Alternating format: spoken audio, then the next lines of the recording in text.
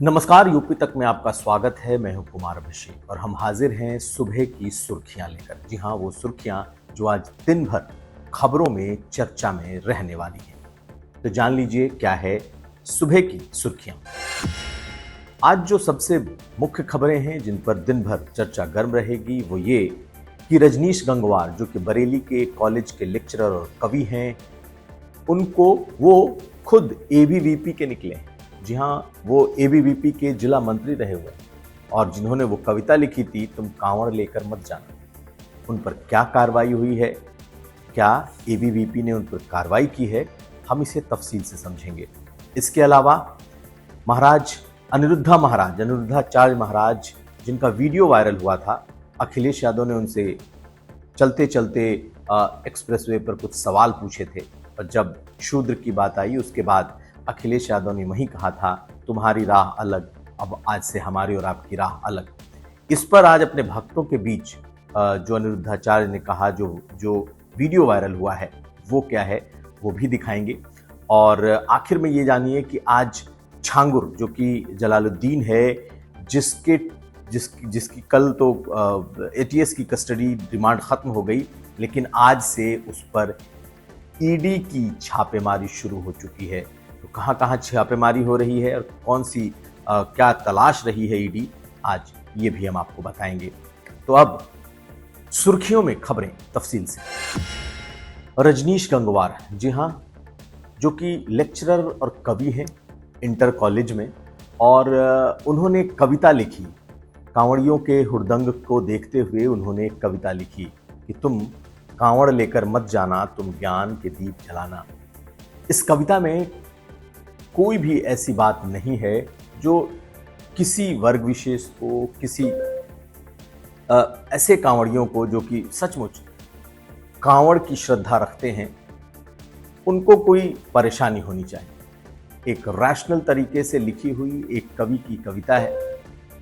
कहते हैं आस्तिक भी यहीं के, नास्तिक भी यहीं के, और सभी को बोलने का पूरा अधिकार है और सभी को अपनी राय और विचार रखने का पूरा अधिकार है।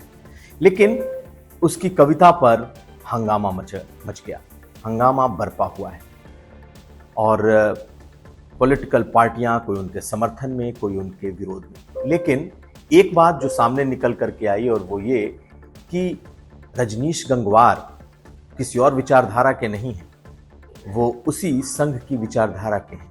वो एबीवीपी के जिला के पदाधिकारी हैं। और ये बात जब सामने हुई तो अब एबीवीपी ने कार्रवाई कर दी और एबीवीपी ने उन्हें पद से हटा दिया है और उनकी जगह हरिशंकर कुशवाहा को जिला का वो प्रभार दे दिया है, जिस पर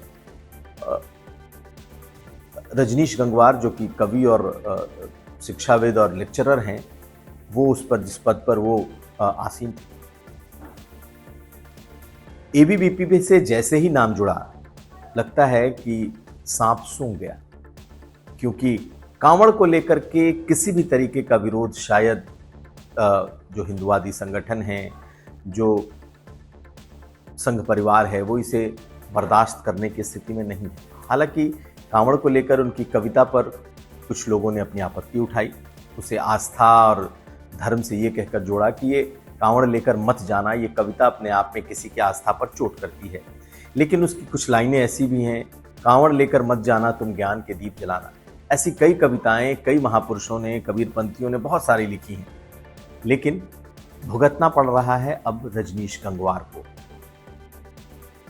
जैसे ही ये खुलासा हुआ कि वो भी संघ परिवार का ही सदस्य है, एबीवीपी का है, एबीवीपी का पदाधिकारी है, उसके बाद एबीवीपी पर भी दबाव पड़ा और उसने गंगवार की जगह कुशवाहा को उसी जगह पर तैनात कर दिया।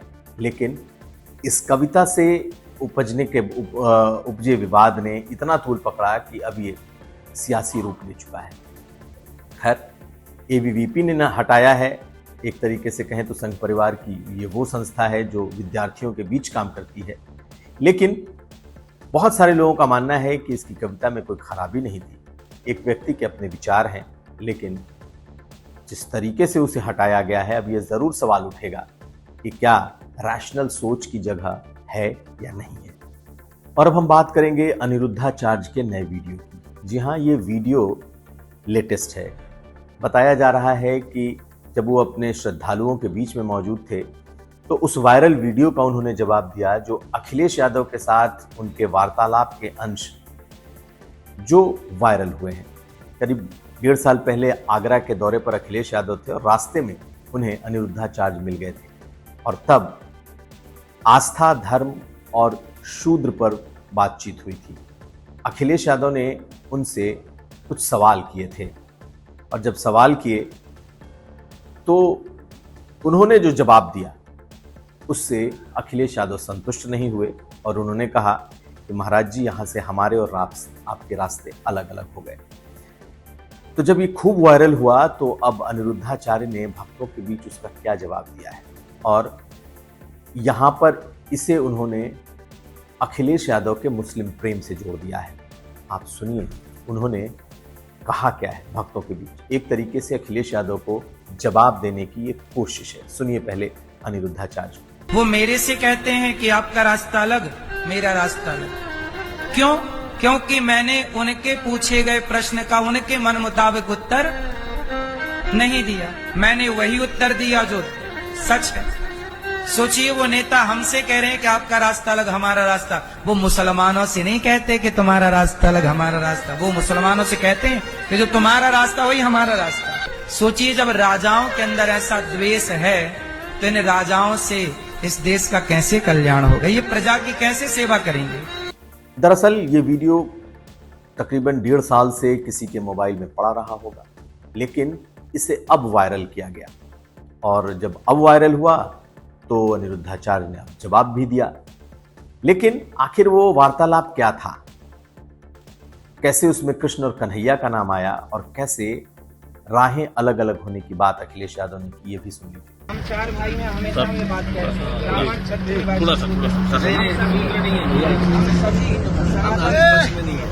इस वक्त मत गइए। हम सनातन, जो हमारे यहाँ सनातन मत गइए, हमारी जो सनातन संस्कृति है वो चारों भाई आप लोग बन जाओ शूद्र, हम तो हैं ही। अच्छा तब ठीक है, अगर ये शूद्र आप तो कोई दिक्कत नहीं। जो सेवा करने वाले हैं वो सब हम एक। इनमें शूद्र कितने हैं? हम तो आई नहीं। सब लोग। अबे तो जैसी मत कहना मेरे लिए हाँ में हाँ मिला। नहीं, हम तो किसी क्षेत्र के हैं। किसी क्षेत्र के। किस गाँव के हो? बेटारा गाँव चतुरी। हमारे वोटर नहीं, लोग वोटर है। नहीं करिए आप, इसमें हम भरोसा नहीं मानेंगे। बिल्कुल, आप किसका भरोसा मानेंगे? हम और हर चीज में मानेंगे, लेकिन ये शूद्र और ये जो वर्ण व्यवस्था इसका हम नहीं मानेंगे। तो वर्ण व्यवस्था बुरी है। कैसे बुरी? अरे हमसे बहस मत करो, हम पक्ष में नहीं करते। आप कभी वृंदावन आइए। अरे वृंदावन नहीं, हम अच्छा चलो। कृष्ण भगवान का पहला नाम क्या था? भगवान श्री कृष्ण के तो हजारों नाम। पहला नाम क्या था? उनकी माँ ने क्या नाम रखा था? उनका नाम है, जो उनका सबसे पहले नामकरण हुआ कृष्ण। लाइव करो सर। कृष्ण पहला नाम क्या था? वसुदेव, वासुदेव पुत्र वसुदेव। उनकी माँ ने वासुदेव नंदन है ना, वसुदेव नंदन वासुदेव। प्रभु रुक जाओ थोड़ी, जब जन्म लिया उन्होंने, जन्म लिया और उन्हें आधी रात लेकर के जब उन्हें दिया तब पहला नाम क्या माँ ने बोला? भगवान के बहुत सारे नाम हैं। कन्हैया के चलो आइए, कन्हैया कह के बोला। प्रचार करो। आपको बहुत बधाई और शुभकामनाएं आपको। बस यही हमारी आपका रास्ता अलग अलग हो गया। खैर, अमूमन सियासतदान जल्दी धर्माचार्यों से सीधे नहीं भिड़ते, लेकिन इस वीडियो ने उन्हें भिड़ा दिया।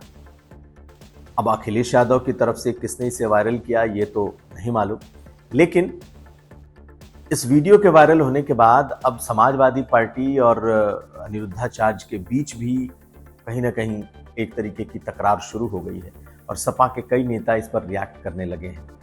अब देखना यह है कि क्या ये मामला और तूल पकड़ता है और जिस नए एंगल की तरफ अनिरुद्धाचार्य इसे ले गए हैं वो इसे अखिलेश यादव को के मुस्लिम प्रेम से जोड़ते हुए अब वो इसे हिंदू और मुस्लिम की तरफ ले गए हैं।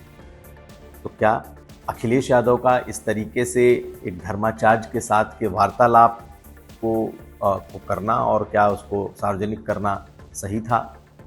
दूसरी तरफ जो अनिरुद्धाचार्य हैं उन्हें जवाब के तौर पर इसमें हिंदू मुस्लिम करना उनके लिए ज़रूरी था, लेकिन दोनों अपनी अपनी कॉन्स्टिट्यूएंसी यानी अपने अपने लोगों को संबोधित कर रहे हैं। ऐसे में अब धर्माचार्यों को लेकर के समाजवादी पार्टी पर बीजेपी भी हमलावर होगी अमूमन रहती है, लेकिन इस मामले ने एक नया तूल, नया रंग जरूर ले लिया है।